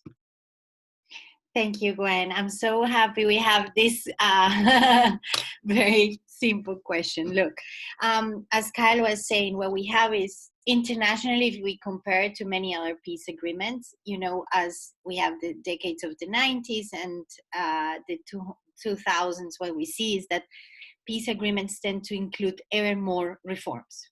So there is some time in which you focus a lot on the ceasefire and what we would call traditionally disarmament, demobilization, and reintegration, DDR processes. What we see is that if almost 90% of the Colombian peace agreement has to do with social reform, so we have a security guarantees, if you want, or security measures of around 12%. What we are entering right now is what we would call the much more like the deeper, if you want, the structural and cultural transformations that we said we would do in 2016. And those transformations, of course, take much more time. So what Rebecca was explaining a few seconds ago is we have 578 dispositions in the, or stipulations or commitments in the agreement. You can follow them, but of course not all of them are of the same scope. And I think it's also very important to realize that as the implementation rate, it's not necessarily, there is not necessarily a stop, but of course that implementation rate is now going much deeper into the territories, is going much deeper into our own political culture, because what we're looking at right now, as the gender report suggests, is that we have in a way now started the midterm conditions that would hopefully deactivate the dynamics of violence. We're talking about marginalization, exclusion, we're talking about putting victims and historically vulnerable populations in the center of our attention, and that requires us to change. So it's not only asking others to change, it's not only asking others to stop doing politics the way that we've always done them, but it's also a moment of self-reflection, start thinking about what does it really take for us to deactivate those violences in ourselves, both direct, structural, but also cultural aspects of violence. So I think that what we're seeing is that, of course, we measure, we quantify those dispositions. We believe we can do it. We believe we can observe them, we can measure them, but of course, there is a qualitative aspect, if you want, of that peace building construction that is where we're going right now. And those are, in a way, the reforms that we have also postponed historically a few times in Colombia, no? For example, the rural reform. So there are good advances, and we believe that the peace agreement signed in 2016 is a wonderful framework for that. It gives us direction. But the rhythm has to be continued. We cannot de-accelerate that rhythm of implementation right now. Thank you so much, Josefina. I'm conscious that the question on Venezuela got lost, so maybe I'll ask Kyle to bear it in mind in case he manages to include it in his last comments after the next round of questions, which I will be very brief because we only have about 7 minutes left.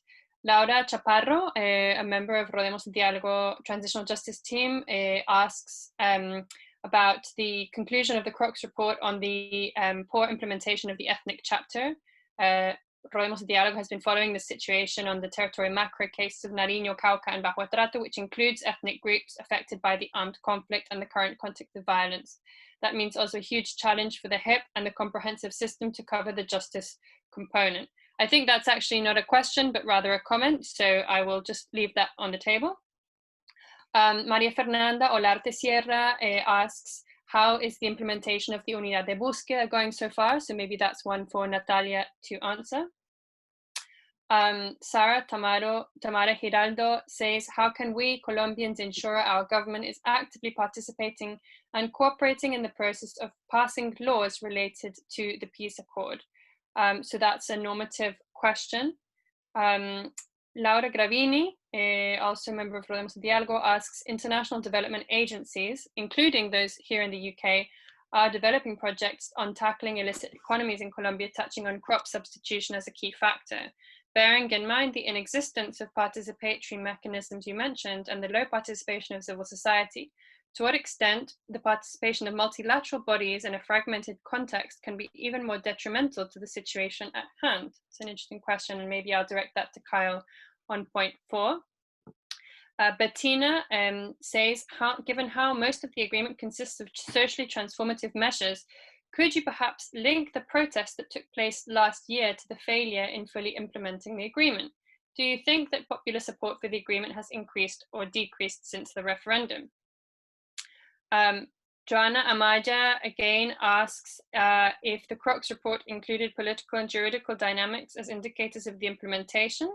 Perhaps we can come back to that as Joanna's already had an answer to the methodological questions and we have a short amount of time. Maria Francisca Perdomo has more questions on point 4 to be fleshed out to add to the ones already on the table. What is happening with cannabis and amapola crops? In the reports of UNODC, CNEP and the Kroc Institute, it talks about cocoa crops, but not much information about other illicit crops, and they're also important for solving drug trafficking. Point 4 has other sub-points on the consumption of psychoactive substances. Is that contemplated in the Kroc report? And then there's also the other sub-point of point 4 on the reduction of tackling the drug trafficking chains, and how is this reported in the Kroc's report, and how is the new phenomena of reduction of cocoa crops but increase of cocaine production that has alerted the councillor Emilio Archila and the UN Office on Drugs and Crime.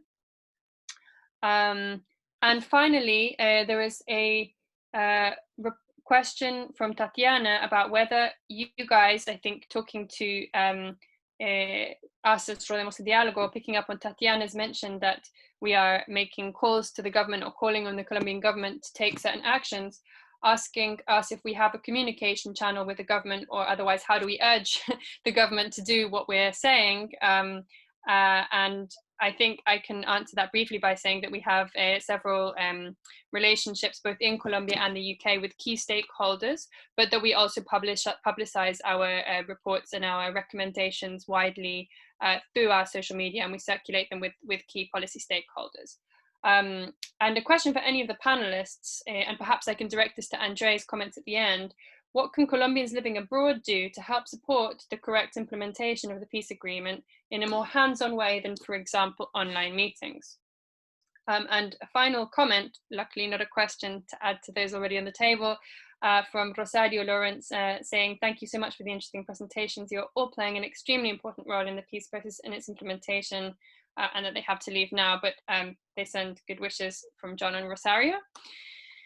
So there's a lot of questions on the table left, and I will ask all of the panelists to take the opportunity to answer the questions that they would like, but please to be as brief as possible. I think given that there was a lot of stuff on point 4, I might start with Kyle to pick up on those issues. And Gwen, could you repeat that first question as well? Because I think I had like some issues with the question before answering it, but Sure. The first question on point 4 was about cannabis and poppy cultivation. Is that the right one? Or I think there was one before. No, that, there was another one from Laura Gravini on the role of international agencies the question was whether the participation of multilateral bodies could be more detrimental than helpful. But I mean, I think that's a sort of analytical question which you can answer in any way that you like, Kyle. All right, so I'll put it this way. The participatory mechanisms within point 4, whether it be crop substitution or the rest of them, are fundamental. They're necessary. Participation and trust building is kind of an investment in that it takes more time, but you get better results in general. And it's essential for actually like state building and peace building in general. And on the multilateral organization side of things, I mean, you're kind of getting into territory about kind of the international drug regime in general. But in terms of crop substitution specifically, I will say that there are 2 places in Colombia where you have we have something in terms of productive projects for the crop substitution program. One is Briseño in Antioquia, where the pilot started. And the other one is Cumaribo Bichala, which, if any of you know, is in the absolute middle of nowhere. And these productive projects have moved forward because the UN ODC team is basically implementing them.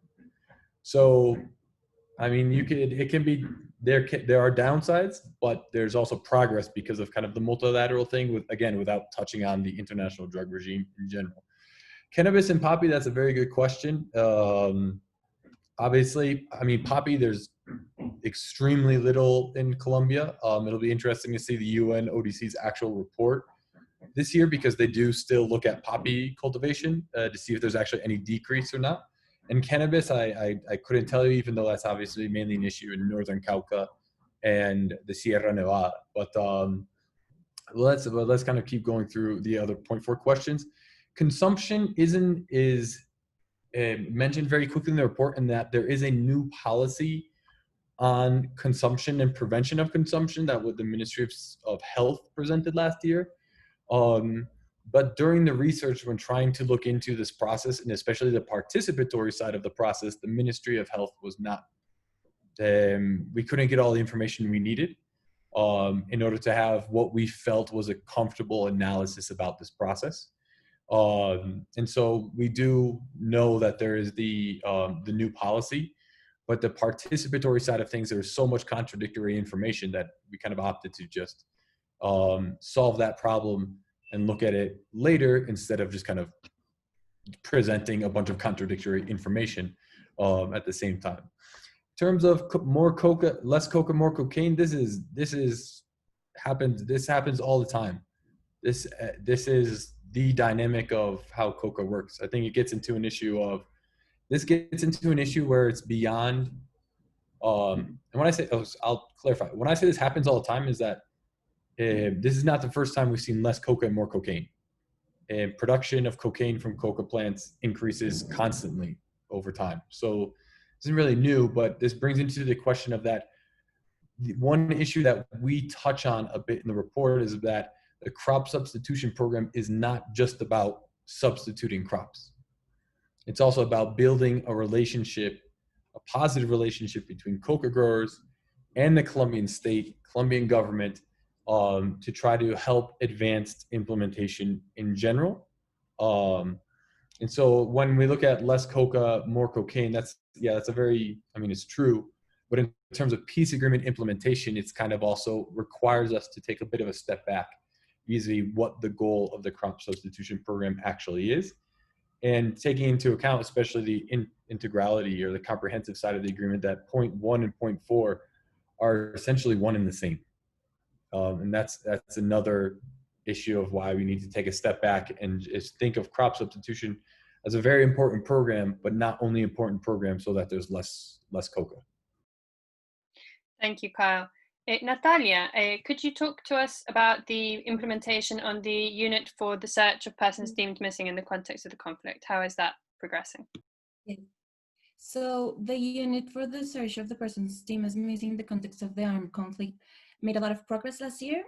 So we've heard that a lot of victims that had never approached any state entity approached the unit. They felt the trust and the legitimacy on this entity to present their requests. They have established the gender approach and the ethnic approach for the search plans that they are now developing. And this year launched or presented their national search plan, which is the roadmap for the all of the activities that the unit is going to be doing for the following 17, 18 years that it has left on their mandate. the thing is that they were gaining momentum, but because of the pandemic, they have to stop all of the searches that they were currently undergoing. And now they are focused on analyzing all the information they have received so far, systematizing the information, and that has put a stop on their activities, their actively searching activities. But the unit has made a lot of progress in the past two years of since they started operating.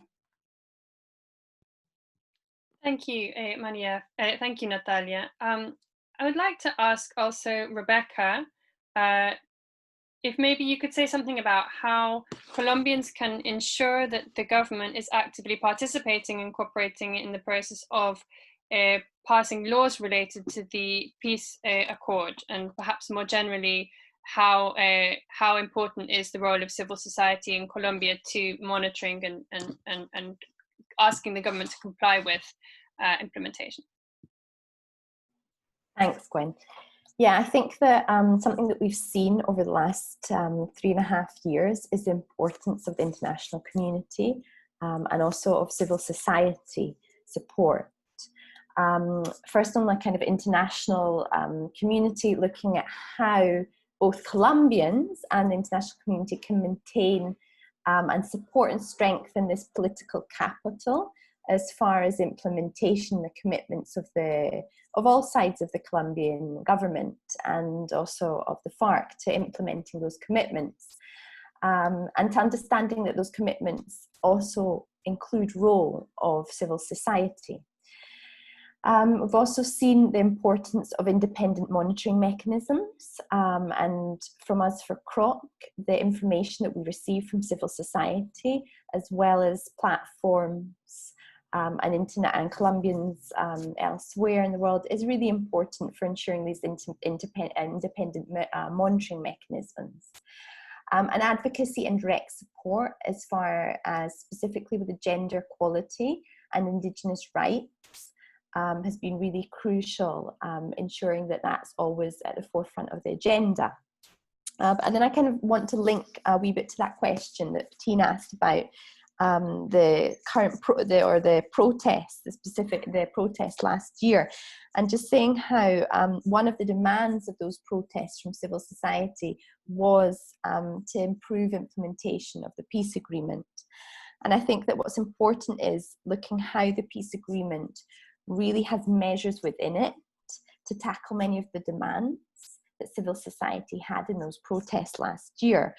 I think the peace agreement is also this opportunity for opening up political participation, decision making, encouraging transparency and civil society participation in opening democratic challenges, I'm going to Spanish now, opening up democratic channels for Colombians really to take ownership not only of the peace process but of the political decisions in the country, and providing those social and economic reforms such as education and healthcare that we know at the moment is even more important with the current pandemic.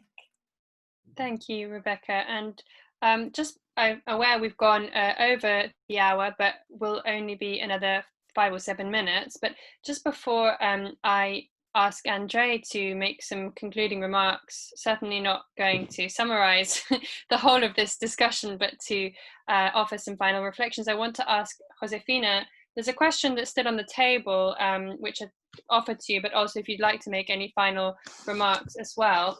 The question is whether what Colombians living abroad can do to help support the correct implementation of the peace agreement in a more hands-on way than, for example, online meetings. They presumably online meetings can also have an important effect. So Josefina, that question is on the table for you, but also any final words. Thank you, Gwen, and thank you everyone for your participation and of course those questions. When I look at the political landscape after the signing of the peace accord, after everything that has happened in the past few years, what I see is that of course what we try to offer with monitoring in an academic way is to provide perspectives where people can meet. Provide perspectives that can be verified, whether we agree or disagree on the interpretations. I was really surprised by the principles that you mentioned at the beginning, because they really resonated very well with me. So the question is, do we understand the methodology? Do we understand where the numbers come from? And then we can talk. We can talk about how to deal with that. And I think that this is how I see our role, is contributing precisely to create spaces where there is a middle that is wider, that is bigger, where more people can fit, so that we can really create dialogues where we can discuss these issues. And I think that to echo a little bit of what Rebecca was just mentioning, I think that, of course, participating in those dialogues is very important, even if you live abroad. Like, I live right now in Innsbruck. President Trump has a very different idea of visas, of what many of us would like. And, you know, I think that even from abroad, you can do a lot of things, not just to work directly, in my case, for specific follow-up of implementation or monitoring implementation, but of course engage in this way, engage in dialogues, make sure that you participate fully. But also I think that, you know, trying to open a little bit more the spaces where we can meet having different opinions, and that we can still do it with respect, that we can listen with each other. Those spaces are very necessary during the implementation process. What we also know, based on international research, is that in the peace agreements where you have robust mechanisms for dispute resolution during implementation, you have a better durability of peace. So to create those spaces where we can really discuss how is the process of implementation going, which decisions can we make in order to support that implementation. So those mechanisms for dialogue are very important. They really make a difference in the level and the quality of implementation.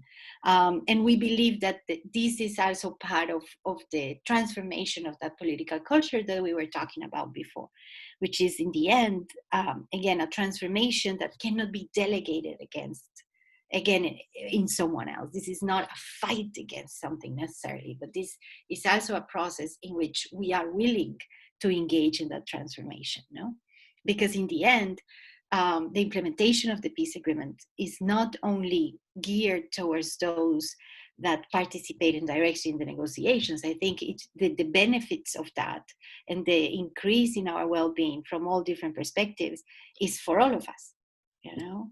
Those Colombians who live abroad, who live in the country, but in general, people who support nonviolent approaches to conflict resolution and transformation. Thank you. Thank you so much, Josefina. And thank you everyone for staying with us this far. And thank you so much to all of the panelists for doing such an amazing job at responding to such a battery of challenging questions. So Andre, I will now hand over to you to make some concluding remarks about how we can learn from this important space that we've had today and move forward in supporting implementation of the peace agreement in Colombia. Thank you, Gwen, and thank you so much to Josefina, Kyle, Rebecca, Natalia from the Kroc Institute to join us today to think about it. And thank you to Juan Carlos, Tatiana, and Germán for representing the views of the different teams of Rodeemos el Diálogo. I think that we Colombians tend to see things in black and white. We also tend to think that we are unique. And that's the reason why it's so important to listen to the Kroc Institute today, because with their presentations and their engagement with the teams of Rodeemos el Diálogo, we can have a more balanced understanding of both the challenges and the opportunities. And by doing that, we can take better decisions in terms of how to create positive pressure for the implementation of the peace agreement, and also to understand how we need to be part of the change that we also want to see in the country, as Josefina was precisely saying. I would like just to summarize and make 3 points out of the Kroc Institute presentation and also reinforce 3 points made by the presentation of Rodeemos el Diálogo. The first, I think, coming from Kroc, is a really warning sign for the whole of Colombian society. We are a racist country, and probably that's one of the reasons why the ethnic chapter is one that has the more serious delays in the implementation. And also, we are a machista country, and that also perhaps explains why it has taken such a long time to do a proper implementation of the gender approach. We need to reflect about that, and our institutions are the mirror of those problems that we have as a society. Second, I think it's been very important to hear and to see in the Kroc report that 25% of the stipulations have been fully implemented since the signing of the peace agreement. That's a really important number. But what is more interesting to see is that 23% out of those 25% was implemented by August 2018, by the time President Santos had left office. So which means that in the last 2 years, only 2% of the stipulations have been fully implemented. That's a really important question that needs to be put forward to the government by Colombian society, because that's the reason why this Kroc Institute report is so important for us, in order to ask the questions to a government that needs to be accountable to its people. The third point that I want to take from here is that there is also a very serious concern in that report that says that probably only half of the stipulations will be fully implemented by 2022. That is really worrying, and it shows us that by the end of this government, we need, or the Colombian people need to ask and step up the pressure today in order to make sure that the president of Colombia, that has a constitutional responsibility to implement the peace agreement, does so and fulfills that, those stipulations. Now, in terms of Rodeemos el Diálogo, I think I would like to start by something that Germán said, which I find very interesting. Because of these 2 concerns that Kroc helped us to put forward, I think the opportunities for improvement are not necessarily, we want to call them desperate points of action. So we need to take action now. This is for Colombia. The second thing that I think has been shown here by the Rodeemos el Diálogo team is the need of flexibility. All peace processes need a government and a society and parties that are flexible in order to bring about the structural changes that they want to achieve in order to end violence in Colombia. And that's very much needed in order to protect the members of the FARC who are not living in the ETCRs anymore. And the third point that I would like to pick up on in terms of the presentation by the Truth Commission team is an invitation, a very kind invitation to the president of all Colombians to meet with the chair of the Truth Commission in Colombia, because it's one of the institutions that, as the Kroc report show us, is been doing the greatest advancement in these moments in the country, and it deserves to be recognized by the president of Colombia. Let me then finish by answering the question that Gwen posed to me. What can we Colombians do abroad in order to support the implementation of the peace agreement? One of the first things that I think we should do, I think we shouldn't disregard, as Josefina was saying, the importance of the online meetings. They are really important because they can help us get over our own prejudices. They can offer us important information that we should help first disseminate in Colombia, because most people in Colombia are trapped in polarization and they don't believe in evidence-based information. And that's our role to try to offer this information from abroad. And perhaps the second thing that I would like to mention is that the Truth Commission has got teams in 24 countries working today, trying to collect testimonies of more than 400,000 people living in exile in order to document that story of Colombia outside Colombia. So if you are one of those Colombians living in one of those countries, that's a very concrete way to help. Join some of the organizations who are supporting the Truth Commission, the collection of these testimonies. Finally, it is always, and again, I think Rebecca was mentioned this, it's always so important, the pressure of the international community. And the international community that has done an incredible work in Colombia. We, in 2018, went to the UK Parliament and offered testimony of the challenges for the implementation of the peace agreement in Colombia. And thanks to that, the UK Parliament wrote a report in which they called the Colombian state to continue and to step up the implementation of the peace agreement.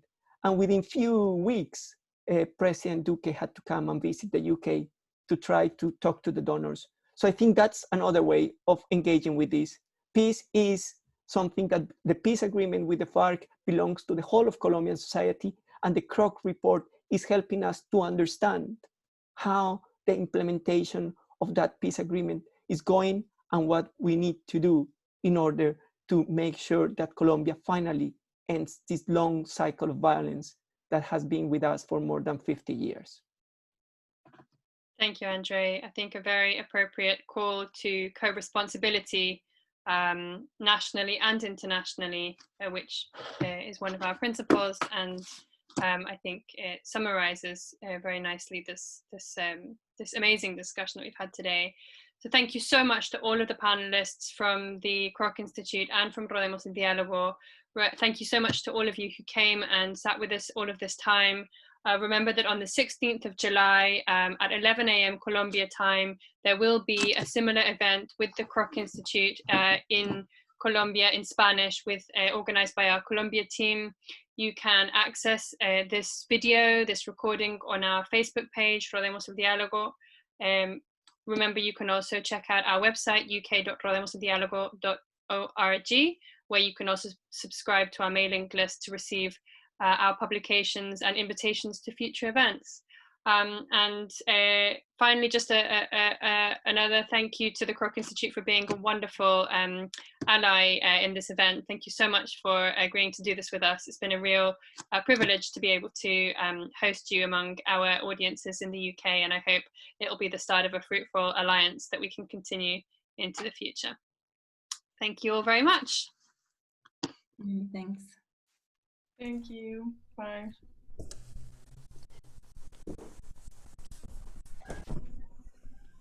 Thank you, Gwen, and many thanks to